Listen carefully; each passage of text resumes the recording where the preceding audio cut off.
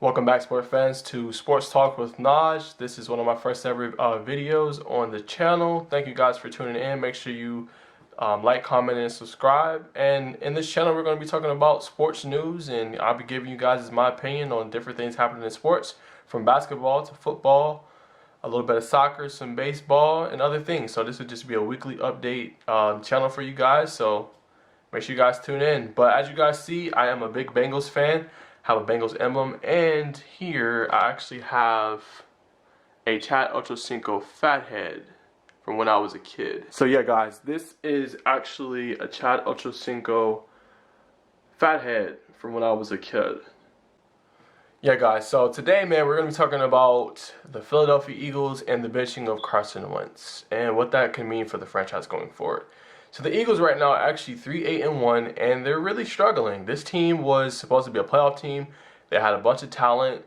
Marquise Goodwin, who they actually got from the San Francisco 49ers, actually opted out of the season, but they had Deshaun Jackson, Alshon Jeffrey. They decided to draft Jalen Hurts. They got Dallas Goedert, Zach Ertz. I mean, they had a plethora of weapons, if we're being honest. And they had a fully healthy offensive line until, more recent. So this team really, they had aspirations for Super Bowl. I mean, they won it back in 2017, but since then, the team just hasn't been right.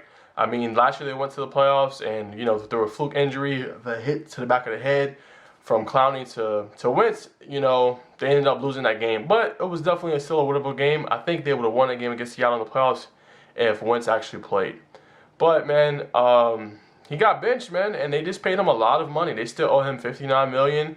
And then of a cap hit, and then the cap hit next year would be like around 20-something million. So this team is reeling right now, and they actually benched him after the Packers were up 23-3 in a game that the Eagles were really outplayed. And Jalen Hurts stepped in. The first drive, you could kind of see the spark in the team. You see them moving down the field, and before a holding penalty, Boston Scott has scored a touchdown and cut the deficit. But the penalty derailed the team. They ended up having to punt the ball back to the Packers. But the defense forced a 3-and-out, and then before you knew it, they were driving down the field again, and then it was a fourth down play. Hurts scrambled down to the right, threw a bomb basically down the field to Greg Ward, and they ended up scoring. And it created a spark for the team. You can kind of see the difference in the team. Team wanted to play. Team was out there hitting hard.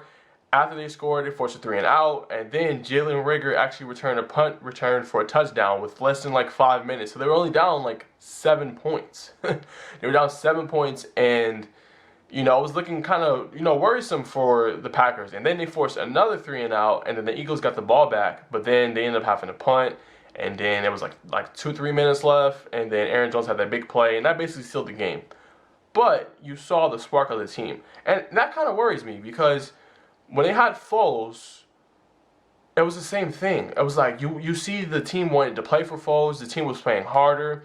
The defense was playing better. It was more complimentary football. But when Wentz is in the game, there's no spark. It's like you're running in place. Like nothing really happens. It's like a squirrel trying to get a nut, but you can't get the nut at all. You know what I'm saying? It was just like it was an ultimate struggle for the team. Like they couldn't get anything going offensively. I think too, offensively from the play calling perspective, I think Peterson, he passes the ball way too much. I think you have a great running back in Miles Sanders and even a decent backup in Boston Scott. And I don't think he runs the ball nearly enough. I remember one game they played more recently against the Seattle Seahawks. They ran the ball 8 times. 8 times. I mean, you can't have that if you're trying to be a successful team in the league. You got to be able to have some balance in there. Or if you can pass the ball really well, you got to know how to be able to run the ball in case the pass is stopped. You know what I'm saying? So I think for this team, they're in a world of trouble. I don't think if they don't get some victories in here soon, I think Doug Peterson is out. I think Howie Roseman is in trouble, especially with the draft picks over the last, few years. Not getting DK Metcalf, getting JJ Arcega-Whiteside instead. Not getting AJ Brown. In this recent draft, getting Rigger. I mean, he still has potential, and we're still going to see what happens with that. But not getting him over the possible Rookie of the Year and Justin Jefferson. I mean, it's just, some of the personnel decisions just weren't good for the Eagles this year. And you're really starting to see it show. And there's been a culmination of problems for this team. And going forward, they just have to do a better job in free agency. They have to do a better job in the draft. But for the Eagles fan, if you are an Eagles fan, you should be excited for what Jalen Hurts could bring. Because really, right now, you got to find out about your team. You got to find out, are you going to lay down or are you going to go out there and play? You have one of the tougher schedules because you still got to play the Saints and then after that the Cardinals. But at least you're done with the Packers now and you're done with Seattle. But the Saints game isn't going to be easy. Drew Brees is more than likely going to be back. So you got to see what Jalen Hurts can give you. I mean, I think Carson Wentz is broken.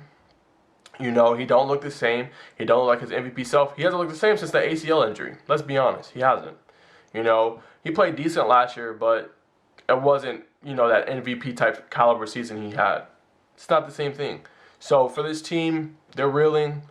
Got to see what Hurts gives you over the next 4 games in the regular season. And then you kind of have to go from there. Like, are you going to draft a quarterback, you know, early if Hurts don't pan out early in the first round? Because you're probably going to have a top 10 draft pick where you are at now. Unless you win out, I don't really see that happening.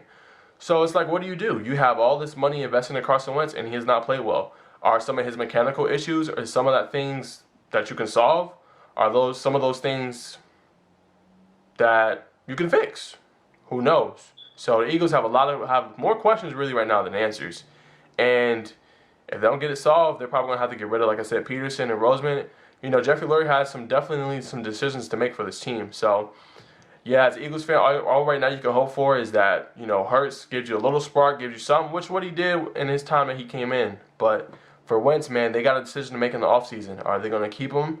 You know, that's a big premium to pay for a backup quarterback. You know, it's a big premium. So it's kind of like, what are they going to do? You know, tough decision for Eagles fans, but hopefully it gets better in the next few years for you guys. But thanks for tuning in. I know this is a short video, but this is my first ever individual video on Sports Talk with Naj. I also do have a podcast. I'll be linking in the description below. It's called The Najee Wilkins Show, where I do weekly podcasts as well. But I also wanted to do a video version as well and get some content out there. So thanks for tuning in, and I'll see you guys on the next episode.